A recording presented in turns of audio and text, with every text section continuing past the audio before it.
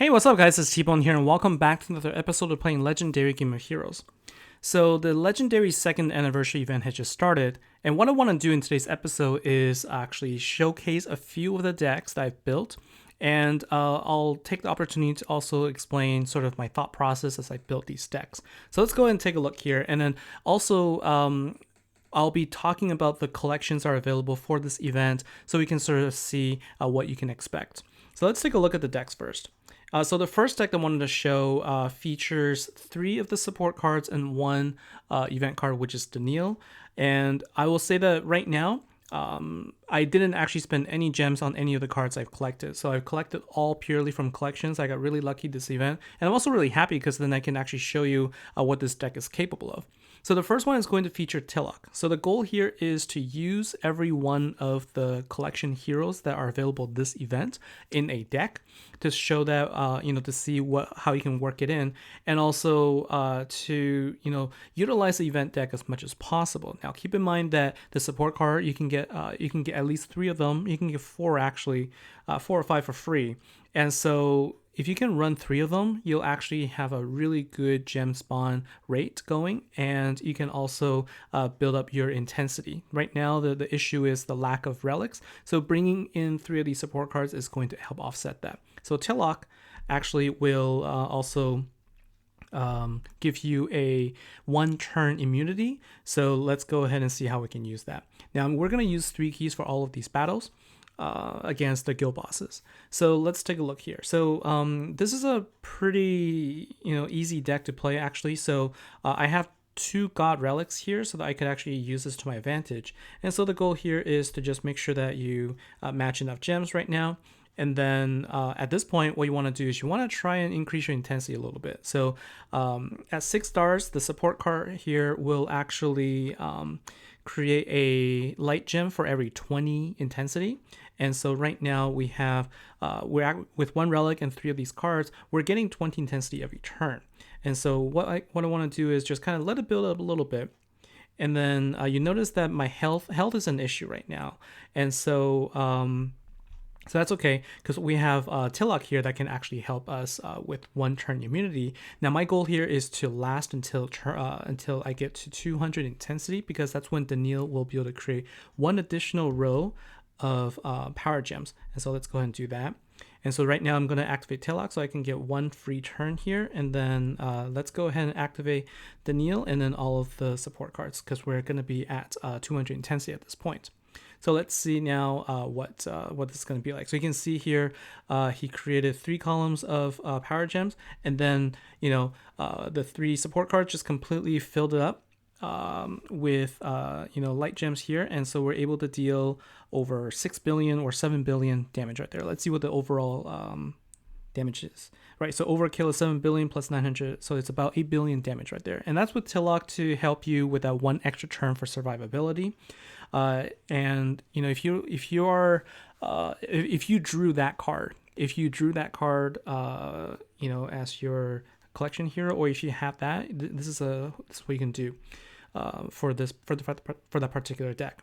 The second deck here is going to use a little bit of an older card. It's a combination of Cleric Garen, Morte Thornos, and also using Indale. Now, this one actually doesn't use any of the free cards, and let's see how this will work out. So in terms of relics, I'm just using the Dren relic and 1 of the demigod relics as well. I could actually replace I could replace the cards with support, but really what I wanted to do is I want to showcase that Paladin. So Paladin is a spawner, gem spawner itself, as I mentioned in the last episode. And so let's go ahead and try this team here on this boss. And so with this one, Cleric Garen is an older hero, so you may or may not have him, but he creates a Power Gem 3 as its power skill. Battle skill. And so the goal here right now is you want to power up Indale as early as possible. He does require 16 gems to power up. And so having 2 relics and nothing else that overrides the light gems will actually get you that. And so there's no intensity really required here except for Paladin here. So let's go ahead and just wait a little bit so that he can actually create some gems. I think I don't need to wait that much, but let's just let's just do one more turn here, and then let's see here. Let's go ahead and activate the two skills here, and then let's go ahead and activate Morte Thronos, activate everything here, and then we'll do another power gem swap, and let's see how much damage we can deal here. Now, the only Paladin is the 10 times, has a 10 times bonus right now, so he is able to deal over 600 million, and right now, because of the armor, we can't actually deal that much damage, and so I'm gonna go ahead and just wait for the next turn to for all of the battle skills to be available, and then let's go ahead and finish the boss. I believe this should be able to deal sufficient damage at this point. Oh, maybe not. So very close though. All right. I think if I can be quick, I just need one more turn and I will be able to actually finish the boss off. So let's go ahead and do one quick match. Okay. And let's go ahead and activate everything. And we can do a power gem swap. So and also, did you notice here that I had about 0.14 seconds remaining? And because of the battle skill queue mechanism now, I'm able to activate all of the battle skills, whereas before that, I would have lost 0.05 seconds for every activation, and I would not have been able to pull it off.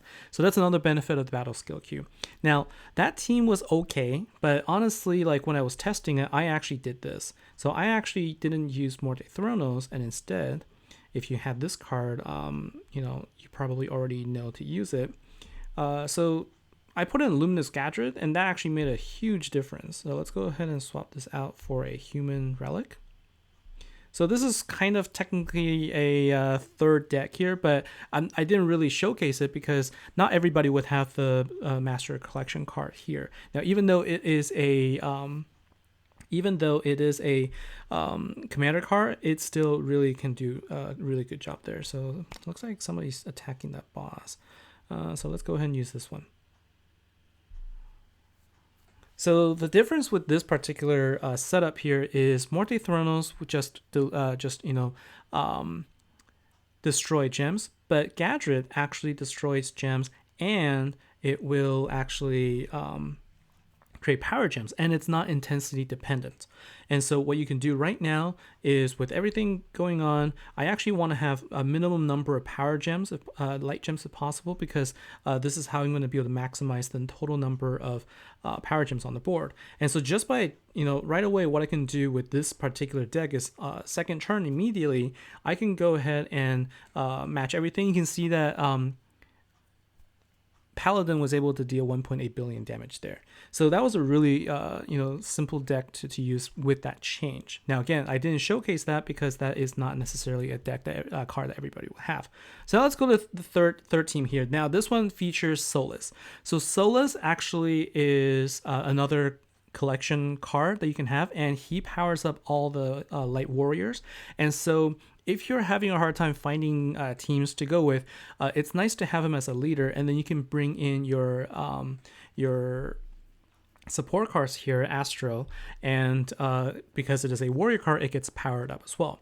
Now, armor can be a problem. So Danil, the Architect, is a card that can actually dispel armor. I'm not sure if Amy does the same thing. Let's check. So Amy actually counters Gem Silence. So let's say you don't have Danil. Raquel is another card that can also dispel armor, and she is also a Fable Warrior. So it works well in this particular deck because I can use Fable Relic, and I can also use her, I can boost her attack because she's a warrior type. So now let's go ahead and use this deck now, and I'm going to use Amy because I was able to get all of the runes, like I said. So I'm going to put her in to create the power gems. So let's go ahead and use an attack here. So with Solus, because I'm using 3-key attack, I'm not really worried about health, but let's say you don't have sufficient health in here. He can actually do he's a really good card to heal and to do a turn delay. And so let's say you're low on health, then what you can do is you can utilize Solus to then stop 2 turns. Okay, so he'll actually delay by 2 turns. heal up, and then use those 2 turns to generate intensity. And so what I want to do right now is I'm just going to show you how that works out. What I want to do is I want to bring my intensity up to 125. So Amy just requires 125 intensity to create 1 additional row of power gems. And so we can do that relatively quickly here with just a few more turns. And I think I brought in my relic. Yeah, so I do have my my special relic as well. So I think after this, just 1 more turn, we're at 120. Okay, so one more turn here. Now what I'm going to do is I'm just going to go ahead and activate all of the skills. Raquel also, creates light gems, so she's also a gem spawner as well. And so now, because the intensity wasn't quite high enough, I didn't actually convert everything. So this is where having only 2 of the 2 Astros is, you can see how it's less powerful than having a 2. But you can see here, all the cards were able to deal just a really large amount of damage there. And so that was also about a 8 billion hit. Now let's go ahead and show the last deck that I wanted to showcase, and this is just the full team right now without the ultra rare. So I haven't actually spent any yet.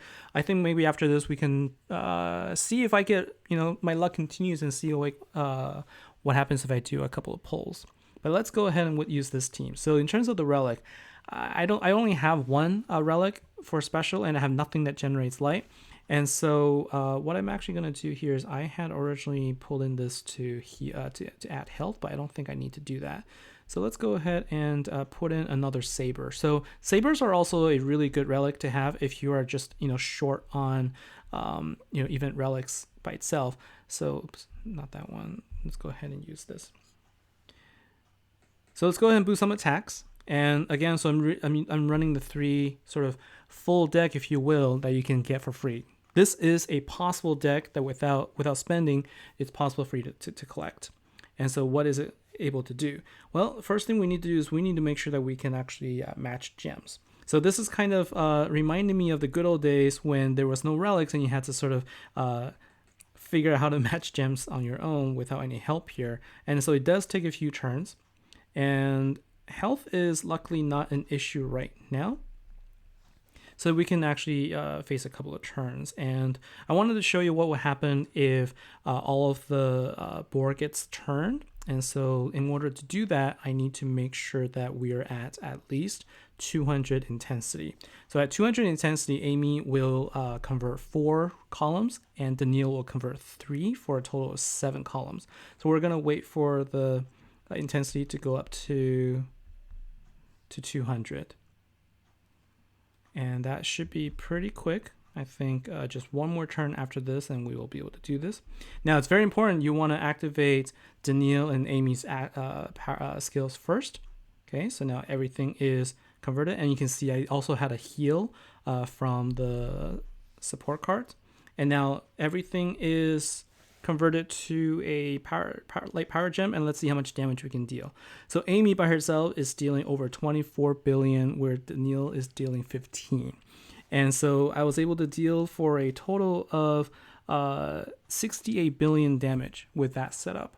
And so it is quite powerful, as long as she can make sure that you get enough intensity to actually build up the gem spawn. And I think with relics coming out tomorrow, I'm gonna probably invest 1,000 gems to get a second relic. I think that will be good. I don't generally go too high into my relic collection, although if I get lucky and I can get 1 or 2 a second one, that'll be really, really awesome.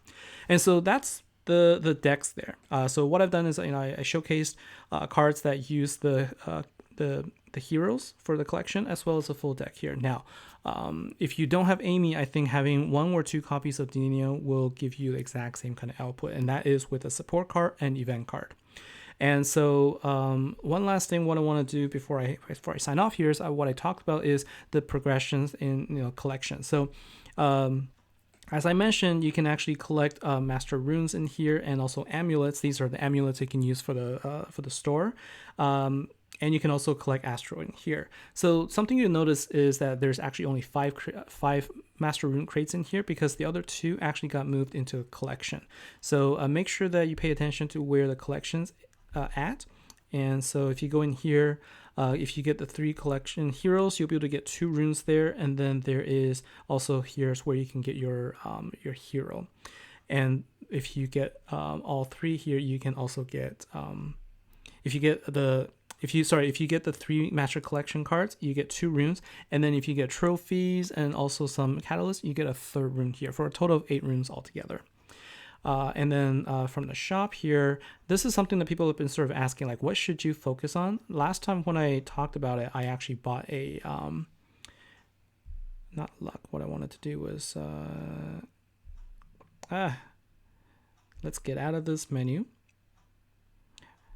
And let's go into the anniversary store. So I actually bought a legend here, but you don't have to. I think if you go into the anniversary store, mana is a good option, right? Mana is really good. For 900, you can get 10,000 mana. That's a really good deal. And if you're able to take down bosses, if you have enough tokens, you can summon another boss by collecting 5 of these for a total of 3,500 amulets. I don't have that right now, so I'm just kind of going to collect. I'm probably going to invest in mana next.